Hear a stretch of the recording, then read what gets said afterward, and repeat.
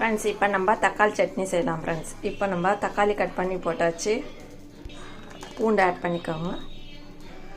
சும்மா சின்னதாக புளி போடுங்க டேஸ்ட்டுக்கு. உப்பு ஆட் பண்ணிக்கோங்க. தேவையான அளவு மிளகாத்தூள் போட்டுக்கோங்க. இப்போ இதை நைஸாக அரைச்சிக்கலாம். ஃப்ரெண்ட்ஸ், இப்போ கடாய் வச்சு எண்ணெய் ஊற்றியாச்சு. ஃப்ரெண்ட்ஸ், இப்போ நம்ம இந்த நைஸாக அரைச்சதை இதில் ஆட் பண்ணி நல்லா கொதிக்க வச்சுக்கலாம். ஃப்ரெண்ட்ஸ், இப்போ இதை நல்லா கொதிக்கட்டும். கொதிக்காக தான் இந்த தக்காளி பச்சை வாசனை போகும். நல்லா கொதித்து நல்லா திக்காகும். இது செம்ம டேஸ்ட்டாக இருக்கும். ஃப்ரெண்ட்ஸ், இது இட்லி தோசைக்கு தொட்டுக்கலாம். ஃப்ரெண்ட்ஸ், இது நல்லா திக்காக வர வரைக்கும் நல்லா கலரி விட்டு நடுப்புற கலரி விடுங்க. அப்போ தான் நல்லா திக்காக கொதிக்கும்.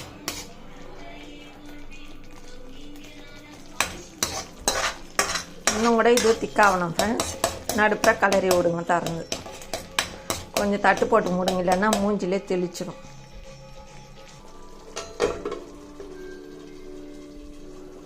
இப்போ இந்த தக்காளி சட்னி ரெடி ஆயிடுச்சு. ஃப்ரெண்ட்ஸ், இப்போ பாருங்கள், எண்ணெய் பிரிஞ்சு மேலே கொதியுது. இந்த தக்காளி சட்னி ரெடி ஆயிடுச்சு. இந்த வீடியோ பிடிச்சிருந்தால் லைக் பண்ணுங்கள், ஷேர் பண்ணுங்கள், சப்ஸ்கிரைப் பண்ணுங்கள். Friends, Tata, bye bye. மீண்டும் அடுத்த வீடியோவில் சந்திப்போம்.